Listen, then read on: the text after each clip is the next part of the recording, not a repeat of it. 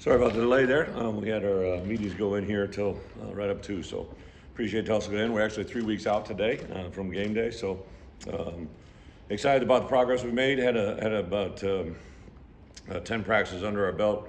Last night was our first scrimmage to get out there under lights. We've actually simulated our first 3 night games. Are all at different times, 6, 7, and 8 o'clock at night. So last night was a 8 o'clock game start, so we actually were in Memorial, the exact time we will be in 3 weeks. So excited to get our work on there.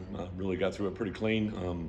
Obviously, you saw the announcement of Cole Rush. That was over a week ago now that happened. Unfortunately, we did lose him for the year. The upside is the injury that he has should be a pretty clean surgery, but we are looking at a longer recovery, so we'll miss him for this year. But that kid's very strong, not only strong in his ability as a person and the way he looks things, but he's a strong faith kid, and I'm excited to see him get into it. Him and Mason Moragan will actually probably be timing out about the same time together, so those guys will go through it. Had a pretty clean fall. Other than that, had a couple guys with some soft tissue things. Last night we did have Josh Kreutz got a knee injury that will take him out probably a week to 2, but should be back in playing time for game prep for Eastern Illinois. And one of the blessings that comes out of that is there's a good competition for our backup center, so to get a lot of work out of those guys will be really kind of a beneficial thing in the long run, I think, for all of us. A couple other guys, Caleb Patterson is just getting out of concussion protocol. Henry Poyer is just going into it, so those guys have had a little bit of time away from us, but other than that, excited about the group. A couple other things on our radar, obviously the announcement of our throwback uniforms.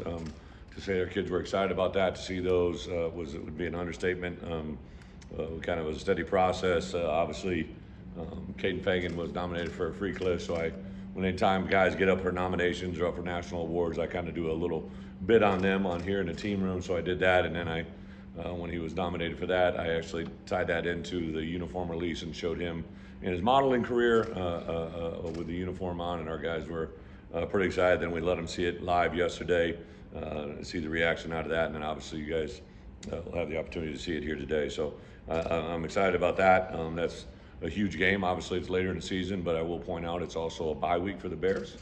For anybody that uses that as their reason to maybe not get down to Champaign, that's a bye week, so come one, come all. Should be a great environment from A to Z. Only a couple other things also announced. My wife and I are partnering not only with some of the stuff we've done in the past with tickets, but having a backpack giveaway. I kind of threw it out to our leadership council. Those guys were all over it. I think PB actually had Pat Bryan had a giveaway earlier today with backpacks, so I know a lot of those guys have come from environments and been a part of those things in the past as young children, and now they're going to do it. They're actually donating their own money. I think in this world that everybody talks about NIL and collectives and what guys are paying, they're giving their own money. They've set up their own drive to give their own cash. I did tell them I would match it, so they're I think probably getting an incentive out of that as well. But to kind of fill up the backpacks and give back to the community, it's awesome to see our guys in that environment. Kanena Adloga, Kanena also obviously nominated for the Warfel Award, and that's a recognition of what he does on the field, off the field, community service, and a lot of other things that he does nationally for us as a student athlete representative. So excited to get that going. From a football standpoint, our guys have been absolutely awesome. I think there's a little edge to them. I think they've been overly communicative. One of the things we've been talking about since January is just the way they talk, walk, and go about their business, and they've been really good. Have obviously a large group of players coming back. In addition to that, some of our transfers that have come in have been very apparent how much football they played. They know how to practice. They know how to go about things. They kind of learn things through our way, our own vision, but overall it's been very, very productive. So with that, I'll just open up really for any questions. What's Cole's injury mean for that group? Who you counting on to step up? He obviously had been with us in the spring, so there was a certain, I think, Hart is an older player in that room. I think a lot of guys, but Tanner Harkin from last year to this year is really kind of almost a different player, and that's been very evident over that course of time. But Cole had been a very nice addition to our room. So with any player, unfortunately for our game, this is a very big part of it. I actually sent Cole yesterday. I believe there was a running back at Texas or something happened yesterday, and I just happened to see it online, and sent him that and said, hey, the world is not alone, right? This guy's going through the same exact thing. You got to handle that moment and move forward. But I thought our tight ends in general, especially Arkin, Henry Boyer, obviously Goda is a nice addition too, that has been somebody that we've added into the room. And then really just, I would say, other positions really got to step forward, right? And I would tell you, as a wide receiver room, I know we lost Casey and Isaiah from last year, really two very talented players that are on their own career path now. But I think Pat Bryant's growth from a year ago, Zachary Franklin has been an incredibly good addition. Very excited to see him work, but also the guys in the room, Ashton Hollins, for sure. There's been Alex Kapka-Jones is playing as good a football as he's had since he's been there. I think a lot of those junior college guys, when they come in, there's that moment of, okay, this is a little bit different. They played against good competition, but they step forward. So I think that I would see the wide receiver room kind of stepping into that leadership role as well within that position group. What's some things that stood out to you about the first scrimmage, but things that you liked and maybe some things to work on? Yeah, without a doubt, the things I like the way our guys are talking. I think that's part of the hardest thing when you have new transition, new team, is just getting a new group of voices to talk and communicate. So I thought that last night. I took my headset up after the first two series just because I wanted to hear our guys talk, and I was very impressed with that little thing, but it's a big thing. You know, we have the addition of not only coach to player communication, but also tablets. So we had tablets out last night and literally met with it for our players before. Joe put on a presentation there on you know, some things they could be aware of, and the way they handled that during the scrimmage yesterday.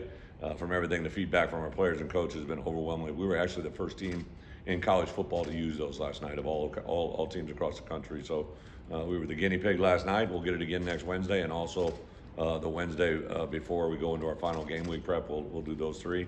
I thought we threw the ball around, caught the ball really well, not just last night, but I would say even going back to last Saturday night was really one of those practices where you're kind of like, whoa, all right, there's some things here in what they're doing. So that involves obviously the throwing and the catching, but also the protection. I think defensively, and it's no surprise to anybody in here, our outside linebacker room is very blessed, and they're playing at a high rate, playing very physical. I think I grabbed Tanner and Henry, and I said, hey, one of the things that I've experienced in my career, when you have a position group that's really strong, the group that's going against them, as bad as it may be in practice, they get better every day. And, you know, like I shared with them, like literally the players you're playing against literally might be some of the better players in our league and in our schedule. So those guys are getting better on a daily grind as well.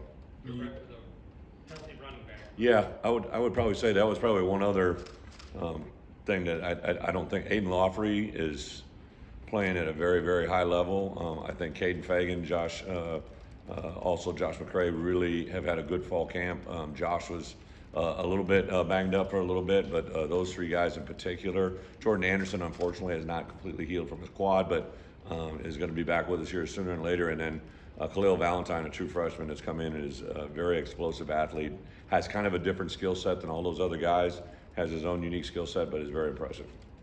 What have you seen out of Matthew Bailey as he's been back and kind of working? You know, just to have Matt around, like he's a big, good, strapped up.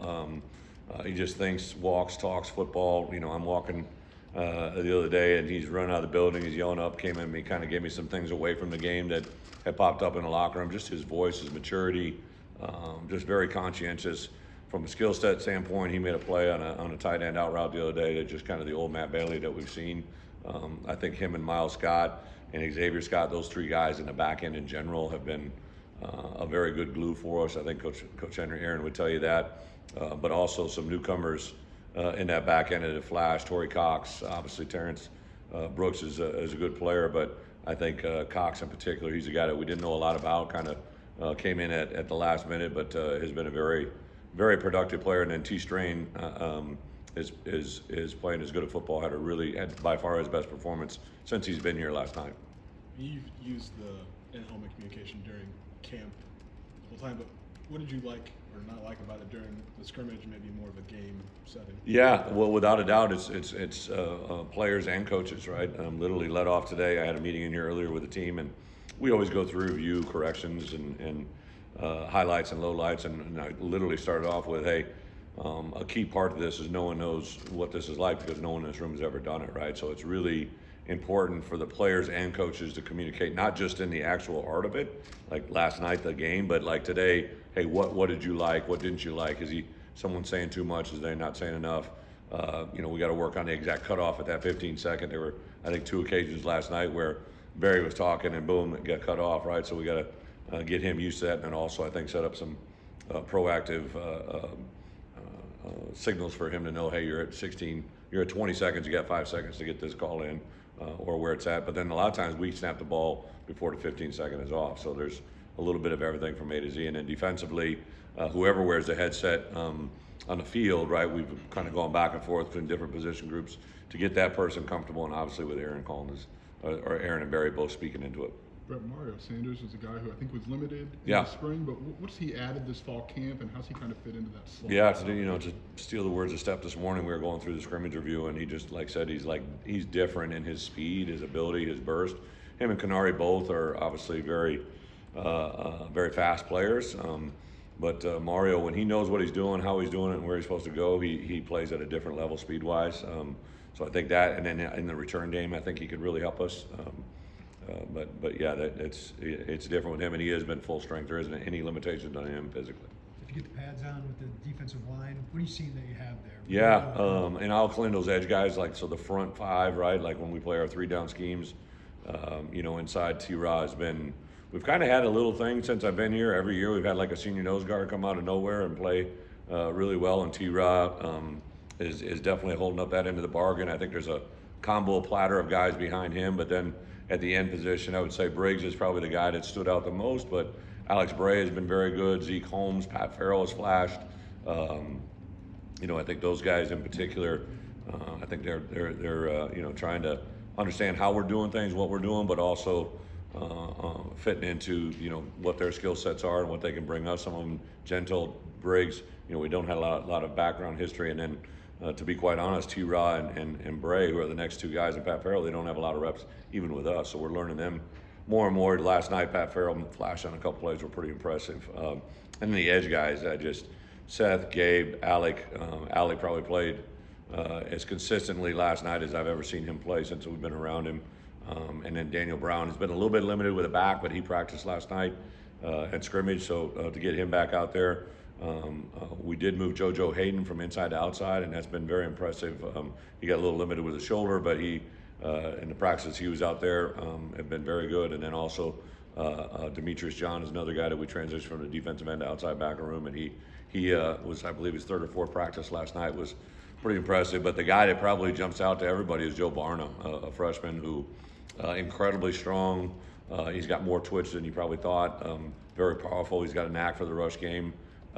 He kind of in his own methodical way, kind of just doesn't say a lot and does a lot with his actions. So I'm excited where he's at. Coach, year 4 of your program, what do you feel like where are you at, and where do you think you're going? Year 4, year 4 is not really any different than year 3, 2, and 1. We're trying to get everybody in a position to be the top. I always say we have a group of about 80 players. You travel 74, but you're always kind of 2 or 3 guys swinging here and there, whether they're in or out. But find out who those players are, maximize their strengths, minimize their weaknesses. I think after scrimmage 1, you hope to get out of it fairly healthy. I think we checked the box there, and then just really try to figure out exactly what we do well, what we don't do well, right, and either improve or discard that. Find out, but because we had 45 guys come into this camp that have never been through fall camp, right? Some were with us in the spring, but to have 45 out of 120, we're at 119. We were saving a roster spot for an addition. We'll fill that on Monday. So we've really truly been around, almost 40% of our roster was never in fall camp. So to kind of get them to understand, and last week was a grind. By NCAA rules, you can only do certain things, but we have unlimited hours. So if you think about it this way, in fall, the NCAA allows you to have 20 hours of contact with a player every week, 20, right? And 3 of that comes on game day with the hours of that. So if you have 20 hours in a week, and I think last week, by the time we walked off the field on Tuesday, we had over basically 16 hours in those 2 days, right? So in a week, we put in 70, 80 hours of work with our players, which is 3 to 4 work weeks of a fall. So we're used to it as coaches, but they're not used to it as players. So to grind them and move forward and get a lot into them, have them retain it, just because you're saying it doesn't mean they're understanding it. So to connect, I think, is a big part of it, and that's kind of where year 4 is. I also have a year 4 question. So December 2020, when you first met with the team, I'm assuming even in this room. Mm-hmm. There are just 4 guys left in that room. Seth Coleman, Brian Mead, Ezekiel Holmes, Hugh Robinson. That's not probably typical in college football. Right. I'm curious how you reacted. Usually year 4 is that, oh, the guys I came in here with, those red shirt freshmen, Yeah. they're now my seniors. And that's just not how this has played out. So what's that like for you approaching this? Yeah, it's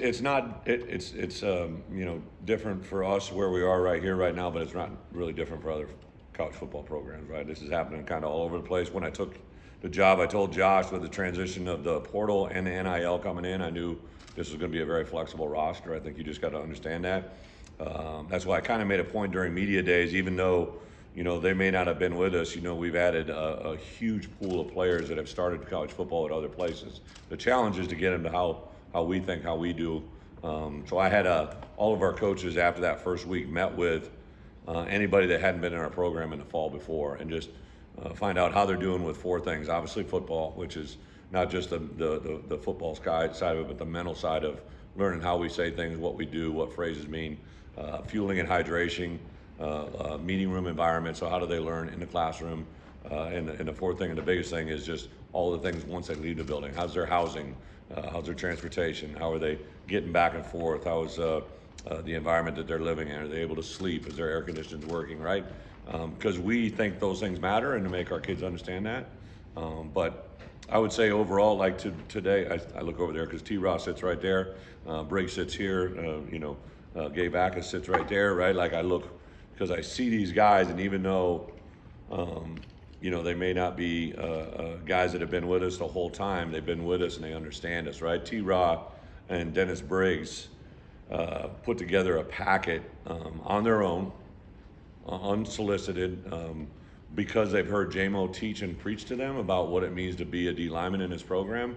So they put together their own packet, got all the defensive linemen together, and did a fall camp expectation meeting on their own. And gave it to JMO, and then JMO made a copy and gave it to me. And I mean, like, that thing was like liquid gold. It's like I prepared it, right? It's like JMO prepared it. And I think that's when you're reaching players, right?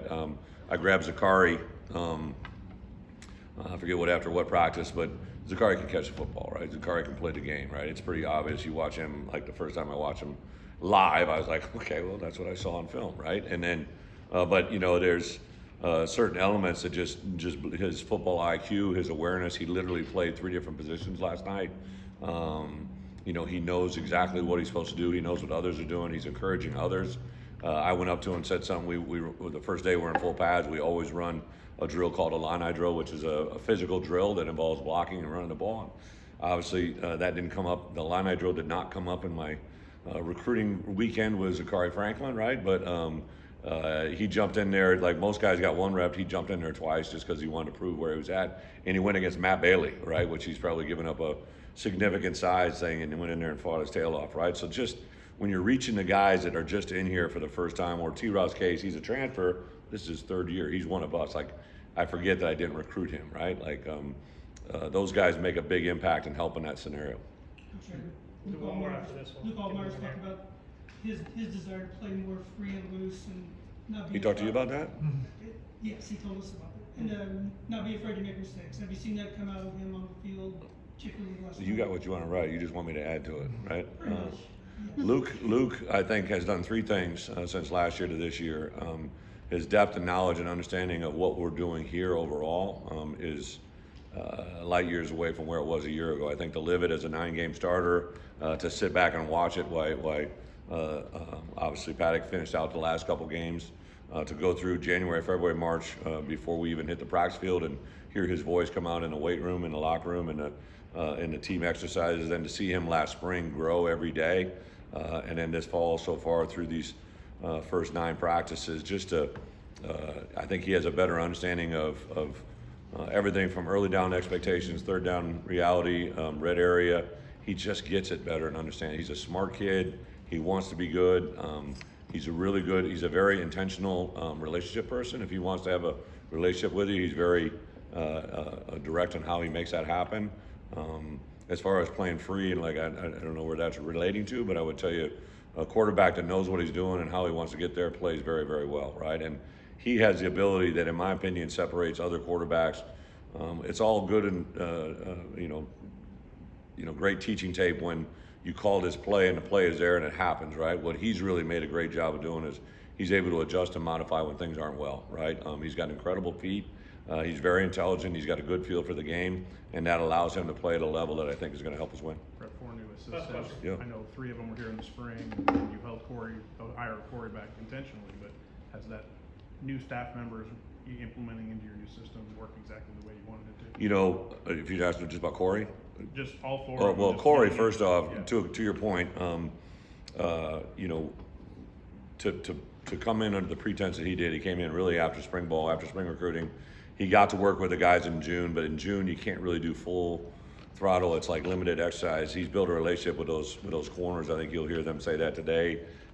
He's a very intentional teacher. He carries a bag every day to practice, right? Like I see him grab the bag, walk out, and I'm like, what's with the bag? He's like, my routine, right? And he just, I get in my box. I have a thing outside my office that is my inbox that I want them to put things in that they hand to their players, right? And he just every day has kind of amazed me with things that he puts in front of our players that aren't on my agenda, right? Like he grows in relationships with them.